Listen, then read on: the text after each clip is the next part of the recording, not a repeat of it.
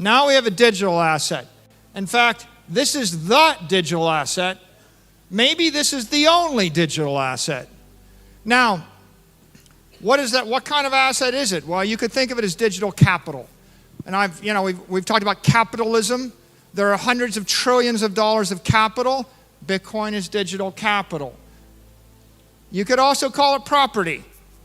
We have hundreds of trillions of dollars of property in the world. Bitcoin is digital property, something you can own. We could also call it wealth. Bitcoin is digital wealth. Analog wealth is when you own hundreds of acres of land somewhere. We can also call it digital money.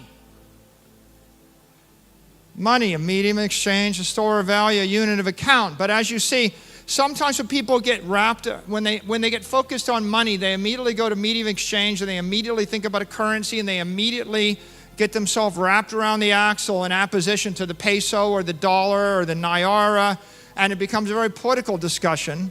When you come back to think of it as property or wealth, then it becomes much less political. And of course, my favorite, Bitcoin is digital energy. Now, fat is organic energy. The universe is made up of energy. Matter is static energy. Einstein showed us that when he gave us the E equals mc squared. He said matter is energy, energy is matter. There is no second best asset, just Bitcoin. This is what Michael Saylor wants all of us to realize. Bitcoin is a paradigm shift and you are running out of time to understand it. In his latest talk at Bitcoin Atlantis 2024 in Madeira, Michael Saylor emphasized that Bitcoin is a game-changing asset because it is digital, contrasting with the analog assets that have dominated for thousands of years. He describes Bitcoin as digital capital, property, wealth, money, and digital energy. Saylor suggests that framing Bitcoin in terms of property or wealth rather than solely as a currency removes political discussion surrounding it and focuses on its true value as an asset. He states that the purpose of this explanation is not to define Bitcoin, but rather affirm its significance to individuals. Make sure to stick around to the end of the video where Saylor talks about why Bitcoin is for everyone, the first asset of its kind that solves everyone's financial problems. Also guys, only a small percentage of my viewers are actually subscribed. If you enjoy staying up to date with finance content, consider subscribing or liking the video. It's free and you can always change your mind. Now here's Michael Saylor with his explanation as to why there is no second best. Now, Bitcoin is more than these things. I could go on for a while, but the point of this is not to talk to you about what Bitcoin is. You already know what Bitcoin means to you. Bitcoin's going to have many types of participants in the future. You know, one set of participants, one set of people that are going to be plugged into the Bitcoin network are clearly individuals. There are 8 billion individuals on the planet. What are individuals going to contribute to the Bitcoin network? Right? The individuals bring creativity, they bring clarity, they bring conviction, they bring capability, they bring the conscience to the world. And of course, they are going to hodl. They're going to hold Bitcoin for life, right? Now, how many? Lots. Right now, there are hundreds of millions of individuals that have an interest in Bitcoin one way, shape, or the other. It's going to be billions. It's going to continue to grow. And a lot of times, a lot of our education is really focused on the individual. But I think that we can't stop with the individual because these individuals form groups, families, corporations, governments. They perform nonprofits. They form clubs, churches. There are a lot of ways that individual creativity and aspiration manifests itself. And of course, one of my favorites is families. There's a billion families, about a billion families. And why do families matter? They're the future of humanity. That's why they matter, right? Families bring the compassion, they bring the community, they bring continuity, they bring joy, they bring hope. And a family is just a much more powerful unit than just an individual. Families will hodl. And we're starting to think about families now and how they join the network. But there's a third organization, third type of group, an investment company.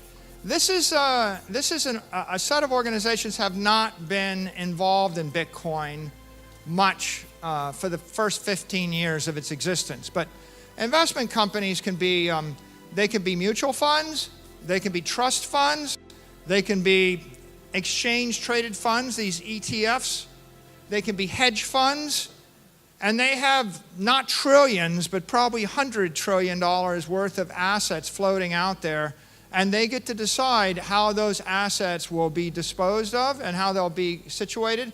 And they are actually acting on behalf of families and on behalf of individuals. So on one hand, you can't write them off when they can decide to reallocate $10 billion from gold to Bitcoin on behalf of 18 million retirees that used to work for the Postal Service, right? And when they make that decision, they're making that decision that impacts families and impacts individuals, but they're also making the decision as a fiduciary. And the last 36 days have been an illustration of how important these kind of companies are, because every day in the market, they're buying hundreds of millions of dollars of Bitcoin, they're trading it, and they're building up billion-dollar positions. This has just started. We're 36 days into a massive adoption of just these exchange-traded funds, but it's going to just keep going, and they're going to ripple all through the world, through all sorts of economies, and they will have a profound impact, and in my opinion, a profound impact for good. It used to be, if you go back to 2018 in the Bitcoin community, if you said the word, you said Larry Fink, they would say, oh, Larry Fink doesn't like us. And in the year 2024, Larry Fink goes on television and speaks to leaders in the world and says Bitcoin is a store of value. It protects the sovereignty of the individual. It allows you to achieve your hopes. It is hope. Larry Fink has said Bitcoin is hope. Now, what does that say to me? It says, we don't have enemies. What we have are people that need Bitcoin that don't yet know why they should be our friend. When someone goes on television and they're asked, what do you think about Bitcoin? And they get poked and they're a little bit irritated, they got to ask the question. They're not an enemy of Bitcoin, they're just not prepared for the question. And in fact, over time, the journalist will do the poking because they know the most important thing in the world today is Bitcoin. And you're going to have a group of people that understand it, that will say it's the future. And you'll have a group of people that don't understand it and they will not have embraced it. But at the end of the day, with time, with education, we're going to see more and more people join the network and they're going to participate. Now, those investment companies aren't the only type of companies. There are operating companies. And operating, by the way, how many? If you do a quick Google search, 333 million is the count on Google of companies in the world. Think about that for a second, 333 million. There's a lot of companies, and all of these individuals and all of these families, they all act through corporate entities. Oftentimes, you'll see a group of 5 or 6 or 10 or 50 or 500 or 5,000 or 50,000. Now, how important are companies? Well, they provide all the products, all the services. They develop technology. Not many people in the room can create their own iPhone. You know, not many people in the room want to manufacture and ship all their food or grow their own fruit in the winter. These companies are critical to our quality of life. We know that from Austrian economics. But if you're wondering, like, how long have we had specialization of labor?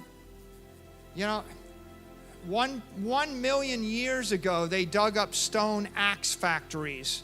And it indicates that 1 million years ago, before we had writing, before there was recorded history, there was a company manufacturing stone axes, which meant that there was a specialized economy with corporations. There were people growing food, there were people hunting, there were people fighting, there were probably people collecting the taxes to pay for the stone axes, for the people fighting. It's all happened before. And today, companies like Apple and Google and Microsoft perform pretty systemically important roles, as does the airline that flew you here, as does the contractor that built the stadium or built the bridges or the tunnels or the airports you landed on.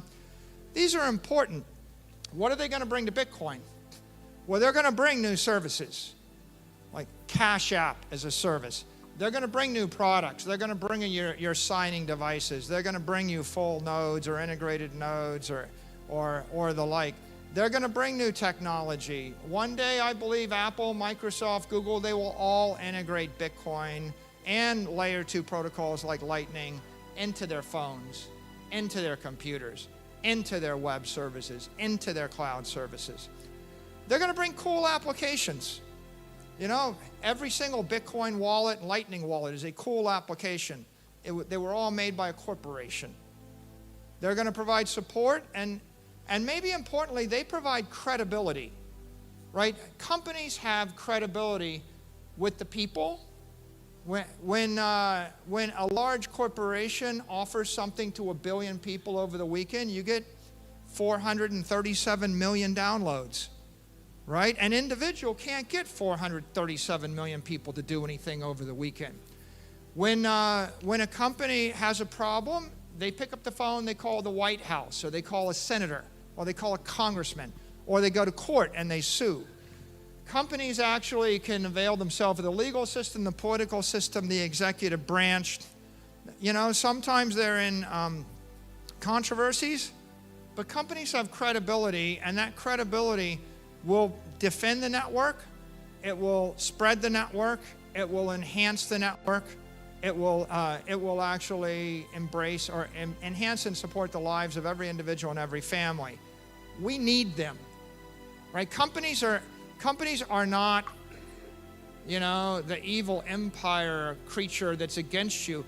Companies are just made up of people, and the person running the company either understands Bitcoin or they don't.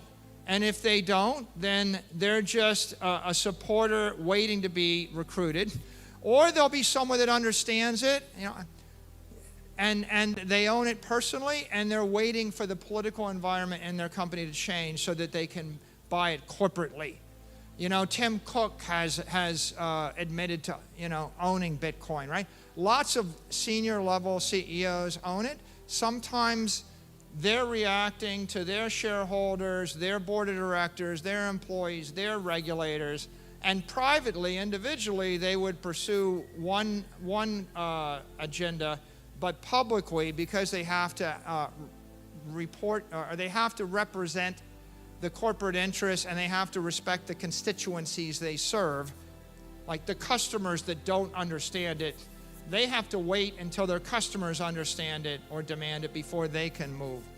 But ultimately, these operating companies are going to be great supporters of the network. They already are, and they will hodl. They're going to build Bitcoin on their balance sheets in the same way. So there's Michael Saylor's talk as to why he believes that Bitcoin is for everyone. As Michael Saylor spoke about different groups getting involved with Bitcoin, he emphasizes that many individuals, including those in influential positions like CEOs, may not immediately grasp the importance of Bitcoin due to being unfamiliar with its technology, skepticism about its decentralization, and complexities in its concepts. However, as time goes on and more people understand it, Bitcoin will gain more support. It's bound to attract attention as it offers massive potential for significant financial gain. Its unique features like decentralized transactions and limited supply inspire interest and innovation in today's global monetary system. Saylor reminds us that there are millions of companies worldwide, all of which play critical roles in providing products, services, and technological advancements that enhance our quality of life. He predicts that these companies will eventually integrate Bitcoin and related technologies into their operations, offering new services, products, and technologies related to it.